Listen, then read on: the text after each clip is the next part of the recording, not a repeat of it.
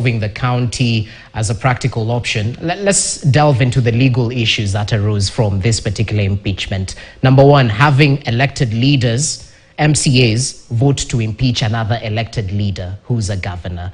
Perhaps, is that an oversight from the creators of the Constitution from where you sit? And equally, talk to us about whether we should relook at how we impeach governors. Should it be both the governor and the deputy governor, perhaps to avoid instances where the deputy works against the governor?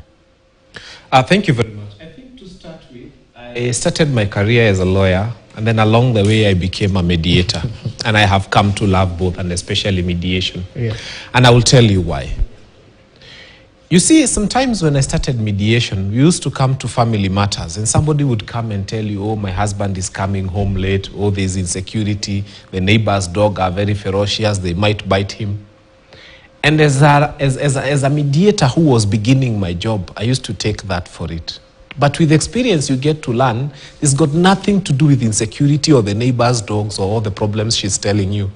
The core of the problem is that there is insecurity on her part.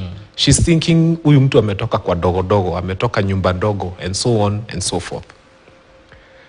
The problem is that Senate has not dealt with the problem in Meru, and they have not dealt with the problem in Kenya. This is the problem. MCAs in this country are earning very little money, less than 100,000. That's their take home. Now, this person, when he was campaigning, and the bulk of them are young in most places, when they were campaigning, what did they tell people? Nitatengeneza hii barabara, nitawekea stima, nitawekea maji. Then they go to the county assembly and they realize that that is not possible.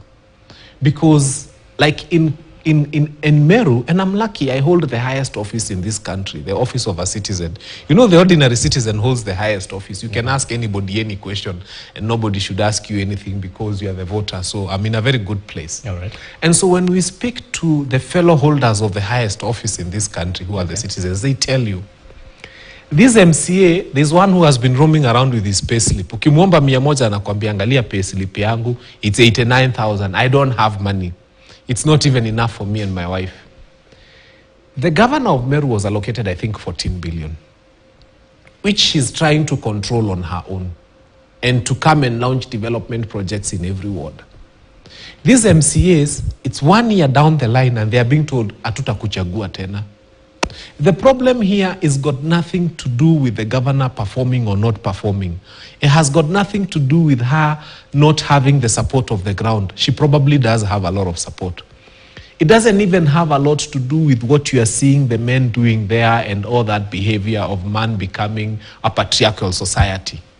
In my view, this boils down to the county resources. Okay.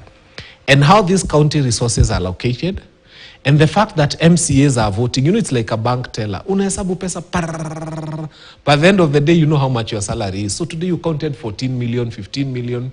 These people are passing billions at the county assembly. Okay. They are the people who vote for this money to be used by the governor.